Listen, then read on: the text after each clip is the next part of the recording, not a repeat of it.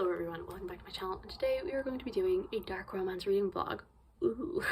So basically, if you've been here for a little while, last year, nope, 2 years ago, I did a trying contemporary romance reading vlog, and that was for Valentine's Day. And then last year I did a trying fantasy romance reading vlog, and I have had mixed results from both of those videos.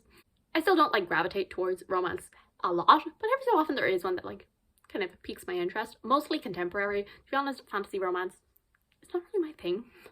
I think there was only one book in that video last year that like I really liked, and even that I actually haven't continued the series. And so like the first idea for this was actually to continue some of those romance series that I had started. But then a little thought slipped into my mind being like, but there's so many other subgenres of romance. You should try one of those. And the one that immediately came to my mind was dark romance.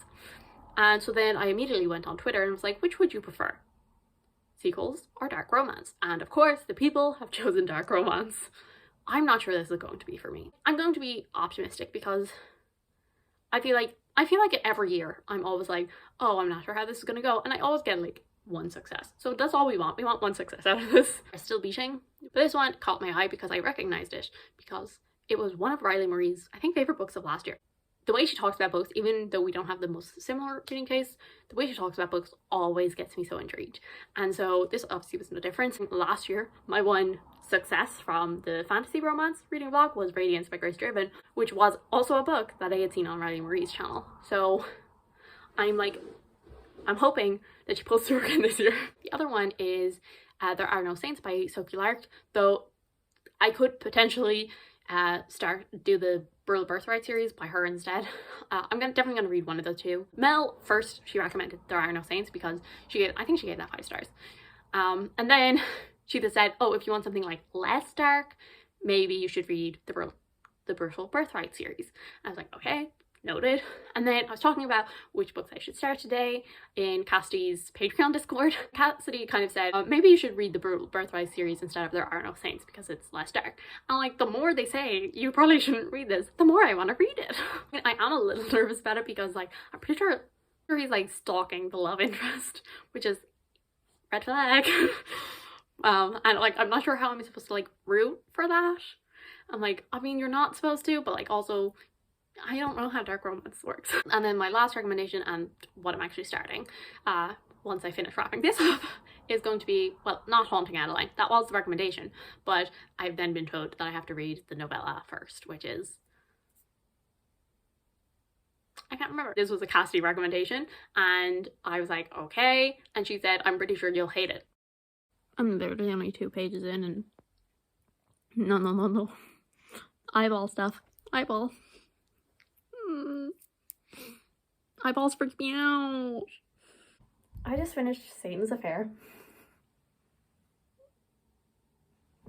I do. What did I just read? I don't even think I can give this a rating. Like, I mean, what? It was so weird.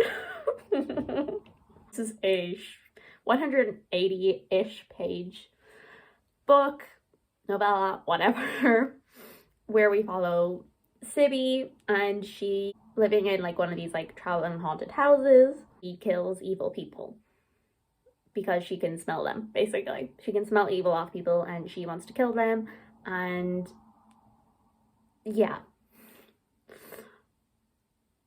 It's very weird. Cassidy told me that she describes it as like erotic horror.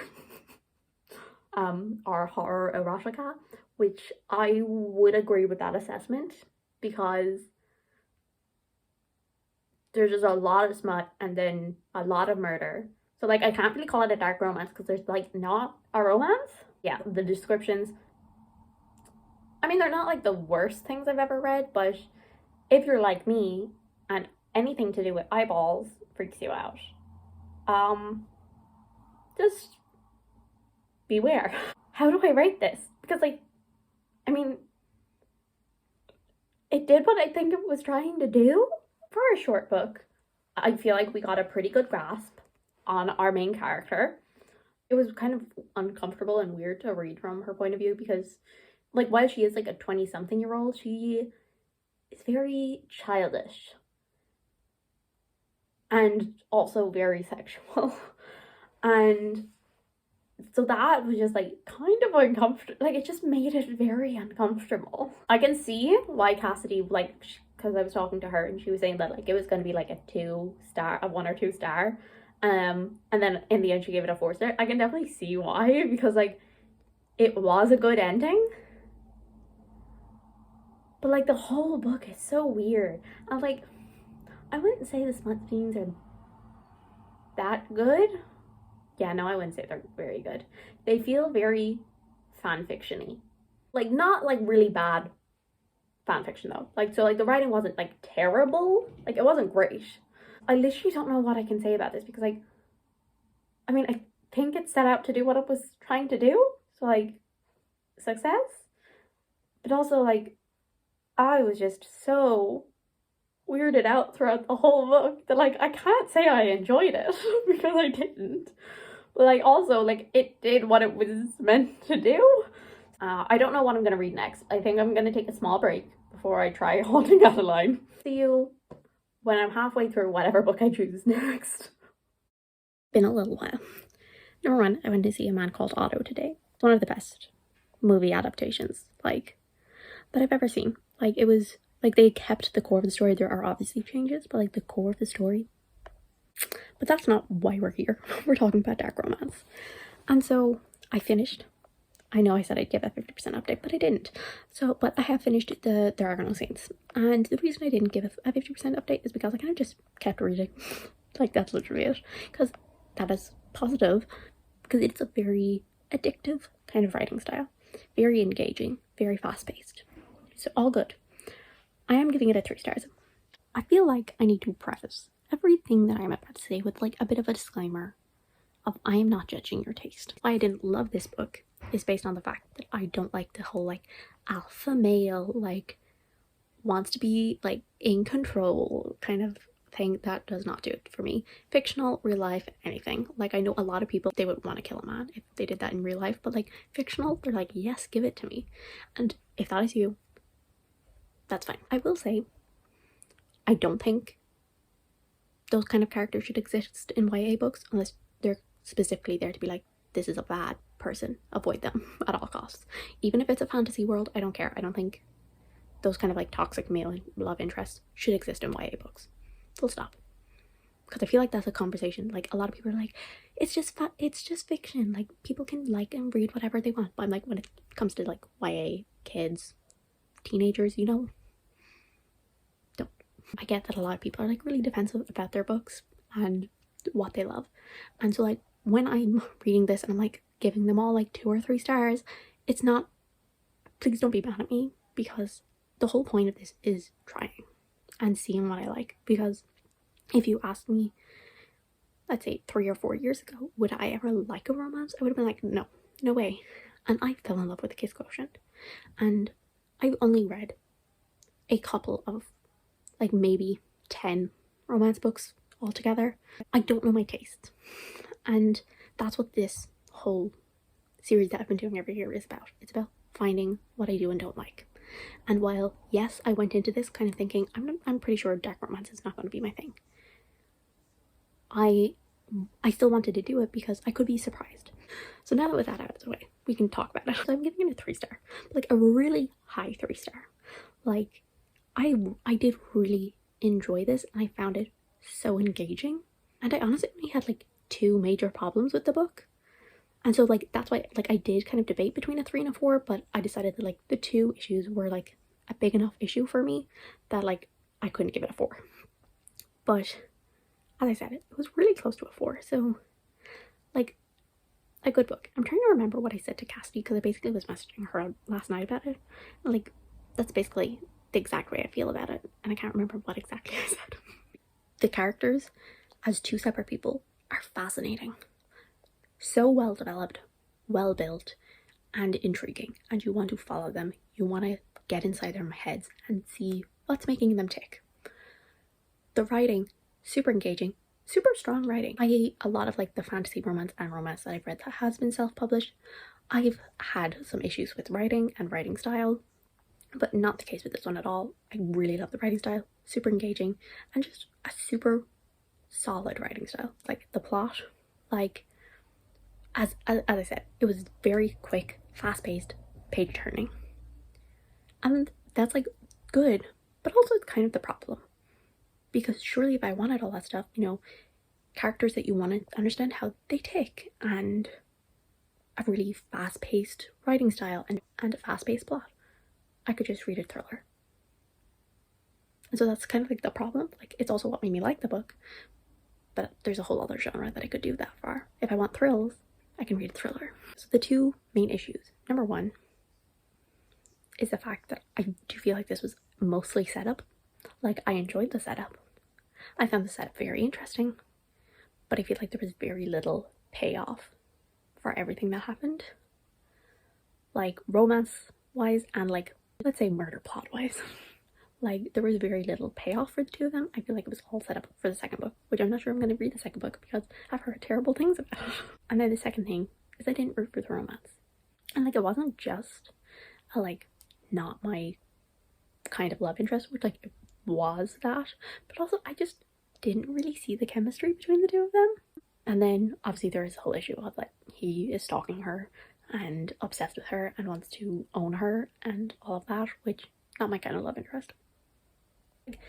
It's not really the darkness factor that bothers me, because I would say that the Mind F series, which is the only other like proper dark romance that I've read, is darker than this. Though Cassidy just disagreed with me there, but I would say it's much darker than this. I didn't find this actually very dark at all, surprisingly. You think it would be, but like, technically I've given them the same rating, but I would say that I prefer There Are No Saints. But because, like, There Are No Saints is better written, the characters are more well developed, and, like, writing flows better.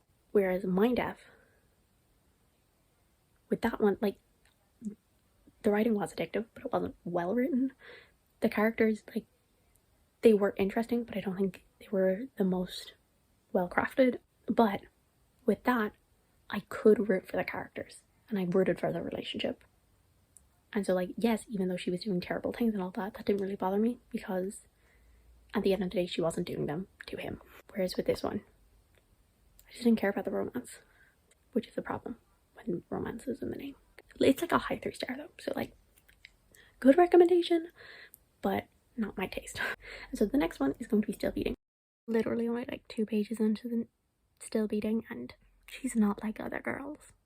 Okay, so I'm just doing a quick update. Like, I'm almost finished the book, so I'll be talking in full detail soon about it. But I feel like one thing about this book that bothers me is, like, okay, so, like, a huge part of the book is, like, they're captive together and he's forced to do things to her. And a lot of the book is dealing with her trauma around it.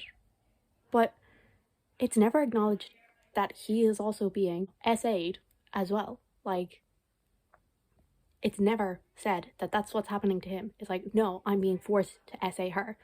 But that is SA to him. Like, because, like, consent under duress is not consent. And I feel like it's never actually, like, said in the book. That's just, like, one thing that's, like, kind of bothering me. Hello, so, update time. I have finished Still Beating. Yeah, I've just gone away with half, like, 50% updates. What are those? This book follows 2 characters called Cora and Dean. And Dean is Cora's sister's fiance. That was probably a very complicated way of saying it. And they both don't have, like, the best relationship. One night they're out for her sister's birthday, and then she stays later and she ends up calling Dean for a lift home, and then they both get kidnapped. And basically this kidnapper, he likes to take 2 random people with no, like, blood relation or previous romantic connection and, like, makes them fall in love and then kills them. And so this book is just following the 2 of them kind of through the stages of all of this happening. So, like, while, you know, getting kidnapped, trying to survive, and then trying to survive afterwards.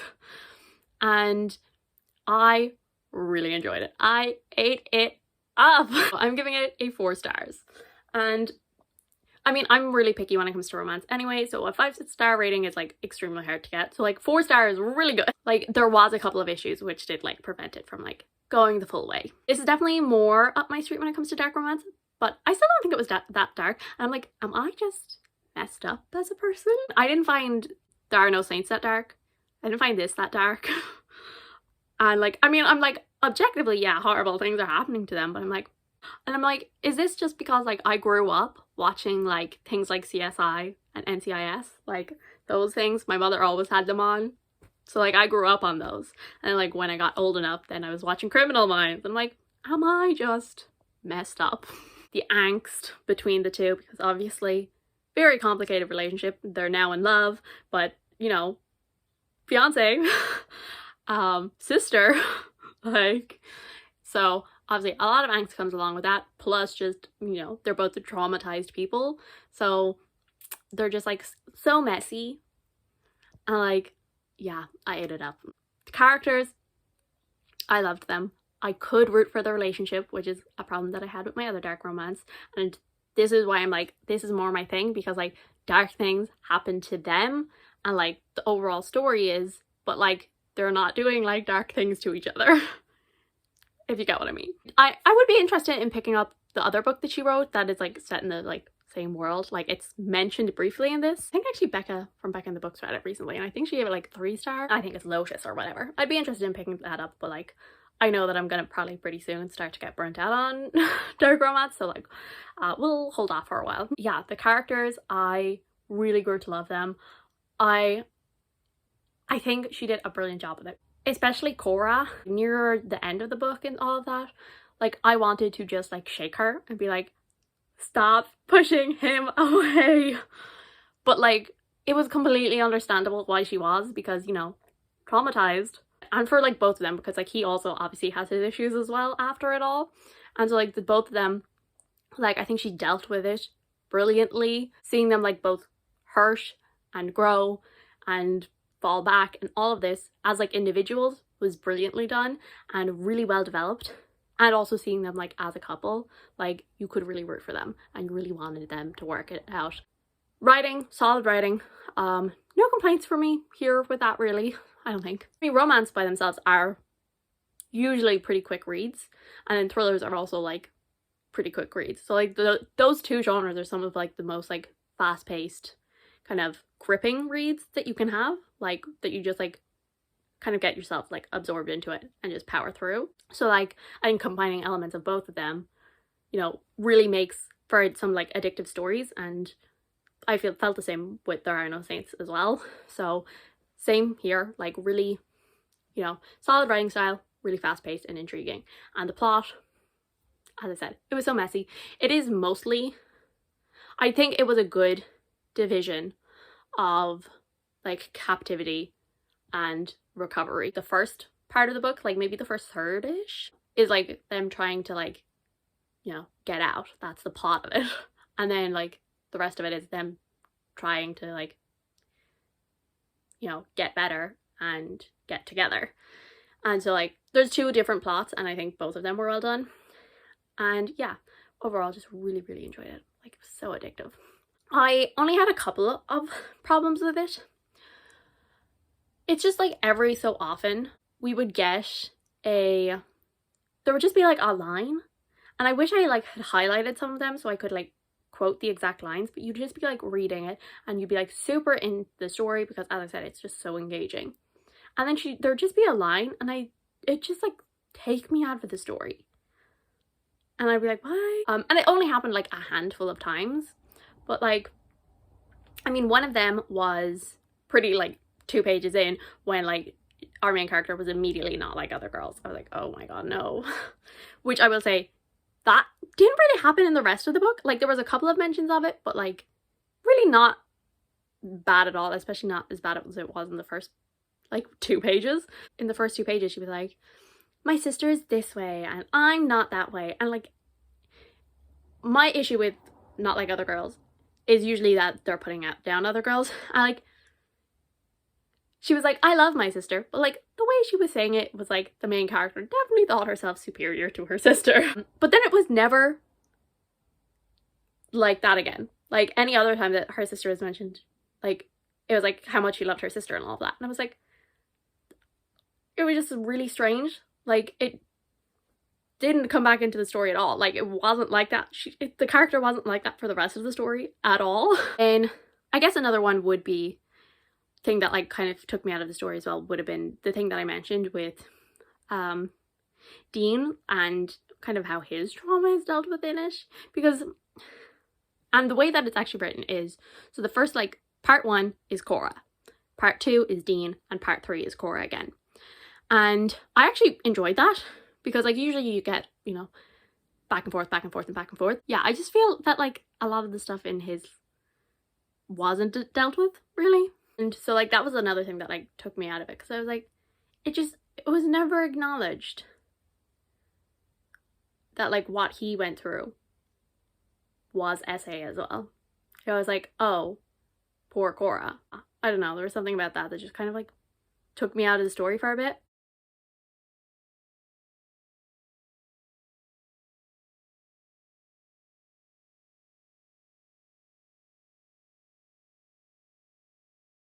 But yeah, so I really enjoyed this, and I thought the characters had some great chemistry, and yeah, good time. Yeah, so now next I'm going to read Haunting Adeline. Okay, so this is an early update for Haunting Adeline.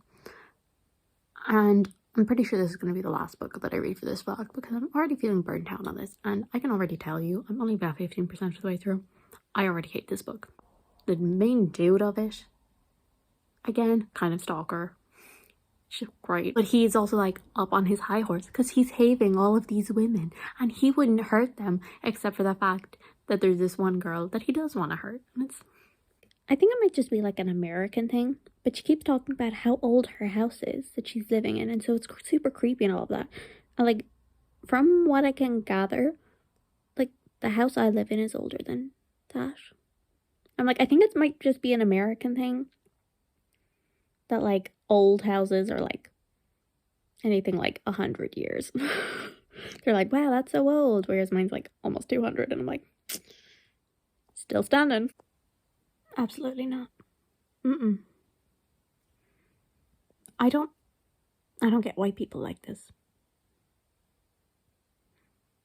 Yeah, I don't get it. Because at least with There Are No Saints, like the story itself was engaging, and so while I didn't personally root for the whole alpha male thing, like, I want to own you and control you, like, that don't do it for me. But like, the story itself was engaging, and I would say like, there's definitely moments of that where the consent is dubious, let's say. But I feel like none of it is like outright no. Obviously, in real life, dubious consent is still not consent. But like, I get in fiction, people usually are okay with that, but in this book, he is straight up assaulting her, which is nasty. Is she trying to make him sympathetic, being like, I kill people who are children? So is she like trying to make him sympathetic? Oh, what a good guy he is. He protects children, but he's okay doing it himself to women. What a good guy. Also, the writing is terrible. I just read the sentence, I am not a potato. Quality. Okay, I literally don't even know what to say anymore. So I'm about 2/3 of the way in, and I'm so close to giving up right now. I was having, like, it's bad. Like, it's not well written. The couple, terrible. And our main character, Adeline, basically just says that this young girl who was being trafficked, that she was better off dying. Despite the fact that this might be spoilery, so if you don't want any spoilers, go away. So Zaid, our love interest, he's disgusting, but he's a vigilante, so he's slightly better. But he was right outside when she was killed. So she was like a couple of minutes away from being saved. Some people just can't live with trauma. Yeah, she never got the chance to try and get through it. I'm genuinely so mad right now. I've just decided to read you like the 2 or 3 ebook pages. Dying isn't the worst thing that happened to her. It's just the worst thing that happened to you and her family, I whisper. I feel the shift of his head, his eyes peering over his shoulder at me, but I don't need his gaze. The life she would have had to live would have been far more painful than where she is now. You think it's a good thing she died? Asks, his tone flattening. Of course not, I placate, squeezing him tighter. Being stolen from her life, her family and friends, and then being put into an incredibly horrendous and effed up situation, it's the worst thing that could have happened to her. My voice breaks on the last few words, and it takes me a minute to put myself back together. But dying is not sad. She was screaming because she was fighting against the life that she was being forced to endure, the only way she knew how. It wasn't his right to end her life, but he did it anyways. And I hope he suffers for it, but after what they did to her, I know that she is more at peace now than she would have been alive. He stays silent, and I'm not sure if I've made him feel worse or better, but I told him what I believe to be true. Sometimes people just aren't meant to live through that trauma, a shell of who they would have been, broken and fighting every day not to die. I think if she had lived, she could have learned to be happy. I think everyone who suffers from internal demons can find that. We're all capable, but sometimes unseen forces take it out of everyone's hands. And maybe that just means they were meant to find their happiness in the afterlife instead. Well, that was stupid. But I'm done. Yay. I'm so bored. I'm so done with dark romance. I was gonna try and do 1 or 2 more, but I can't do it. We're here to wrap this all up. So, Haunting Adeline follows 2 points of view. So we follow Adeline and we follow Zaid. And what even is the plot of this book? That is a very good question. Yeah, it is. Basically, Addie is moving into her grandmother's house, which is old, except like, is it that old? Therefore super creepy and literally falling apart. She starts getting notes and she keeps seeing this mysterious man everywhere. And then it's like literally, the plot is so messy. And then also there's letters from her great-grandmother, and she might have also had a stalker, and also she was murdered, and then also there's a vigilante group trying to like destroy the government because of trafficking and all this. It's like messy. Like, is that the plot? Is any of it the plot? We may never know. Like, I only finished it about like 10 minutes ago, and already it's slowly leaving. Or quickly leaving. It's very quickly leaving. I don't care about this book. I'm giving it a 1 star. Thank you, Cassidy. She knew this. She knew this would happen. Oh my god. It was bad. Like, it has a like pretty decent average rating on Goodreads. It's like a 4.1 or something. Like, no. Like, yeah, okay, I'm not someone who likes, I mean, we've learned from like the one book that I really enjoyed in this, like when I want dark romance, I want you to be able to like properly root for the couple. Even like, I did have the ability to enjoy the plot of another dark romance despite the fact I didn't enjoy the actual romance plot. But this one, the actual plot just was not good either. So like, there was nothing redeeming about it. It is like 580 pages. No need for it to be so long. There's maybe one redeeming factor of this book, and that is that it is a very quick read. Like, it is a very addictive writing style, very quick and easy to get through. But I don't necessarily think it's good writing. So, I mean, I've been putting in like clips probably as I go, complaining about it. But I just, the whole book has annoyed me. So the characters, absolutely terrible. Hated them. The background characters, literally no personality. Adeline is literally just so incredibly boring. And then Zaid is just literally a despicable human being. The author is like trying to get us on his side, being like, he's not so bad because he's saving these children. And it's like, oh yeah, he is. How sweet. Oh wait, he's also stalking and SAing our main character. How romantic. In There Are No Saints, as I said, I didn't root for the romance in that. I didn't care about the couple. But there was like 1 or 2 moments where I was like, maybe I did see like a spark of chemistry in there. And like, I thought, maybe that's like why people enjoy it. And as I said, I actually really enjoyed like the pacing and the plot and all of that, so that's why that got a 3-star, despite the fact I didn't love the romance. But with this one, like, our main character again is a despicable person. Like, how is it that like a literal serial killer is more appealing than this dude who's like a vigilante?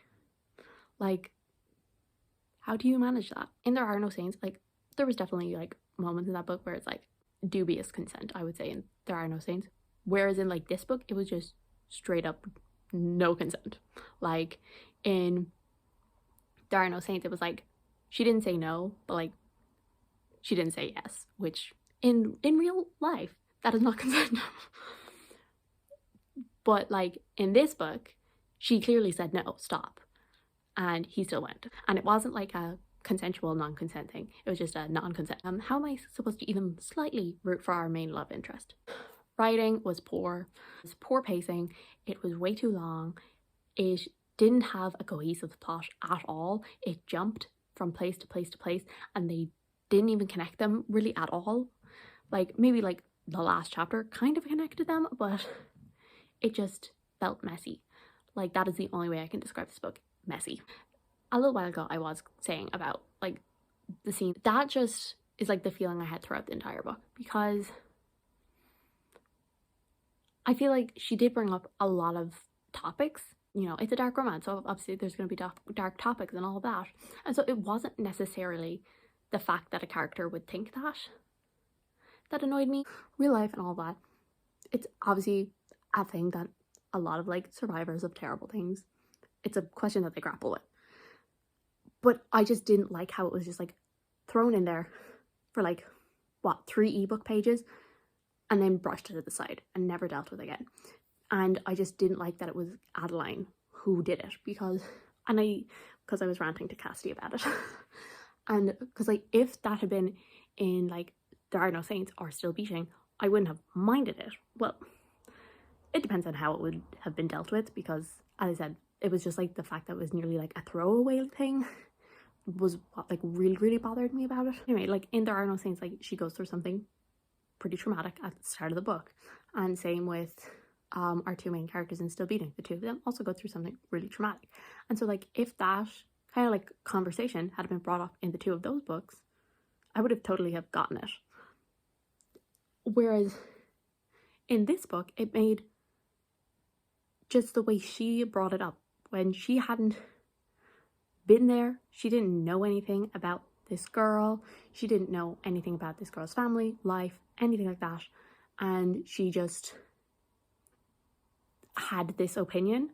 And I'm like, you don't get to have that opinion because you are not the person, you don't know the person, it's like not your trauma.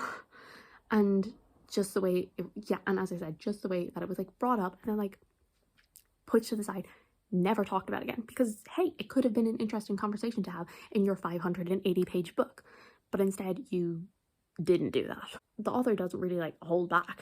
Like she's just like throwing in all of the dark stuff that she wants, but she's never actually having any conversation about it. She's just like, I feel like a lot of time it's just like for shock, and I don't like that. Like there's never any sort of discussion or development of any of these, and that's why the book felt so messy, because as I said, when I was trying to describe the plot, like, so we have the romance plot, and then we have this vigilante organization, which we actually don't get told about the organization until about 50% of the way through. Like, it's kind of like alluded to, but it's never explicitly said until about halfway through the book, and then like it's kind of a big deal. That's just poor world building. And then, as I said, so like there's this vigilante plotline, which literally only like the last 2 chapters do anything about it, and then it's like you have to read the next book to find out. Plotline with her great grandmother kind of got wrapped up in this one, but like the vigilante one didn't.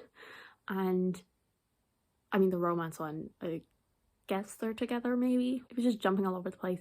It was so hard to keep track of, and then it was like, how does that work? That doesn't make any sense. How are you doing this? How did that thing? And just messy. I was actually planning on reading like 1 or 2 more books. I was thinking maybe it was like, I'll do maybe start like the other Sophie Lark series or something like that, because I have been told that I will probably like that more than like There Are No Saints. And from like what I know about it, I think I might, but I think I'm just kind of burnt out on it. And also it's Polarthon, and I completely forgot Polarthon was going to happen. So like when I'm filming this, it's the Wednesday, and I'm going to try and read maybe 2 or 3 books, and I'll have a Polarthon vlog out either before or after this one. I'm not sure. Let's review.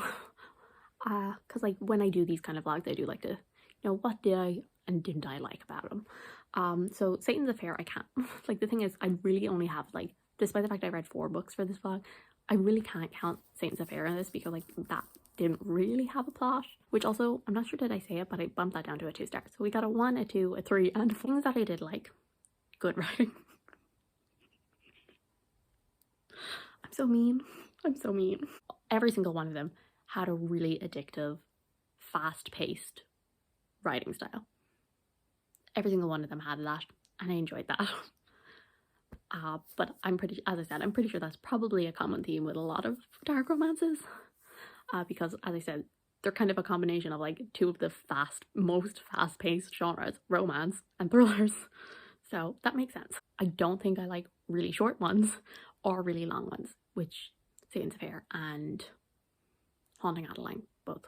One was really short, one was really long. There Are No Saints and Still Beating were between the 300 and 400 page range, which I think works. I do like when there is like an outside plot that is not just the romance. Don't like the whole alpha male, I want to control you, I want you to be mine and only mine, and if I see another man touch you, I'll kill him. I don't care about that. Even though I will say that did actually, there was like a teeny tiny bit of that in Still Beating, which gave me the ick. He kind of got over that. I was like, yeah, I shouldn't do that. Which I appreciated. I need dark romances to be more like Still Beating, where dark stuff is happening to the characters, but they're not doing the dark stuff to each other. I think that is basically the summary of this video. Like, can I enjoy dark romance? Yes, but the darkness has to be from other characters to the characters, or from our main characters to other people, but not to each other. That is like what I want. So if you have any recommendations like that, please tell me, because I want them, because I did have fun.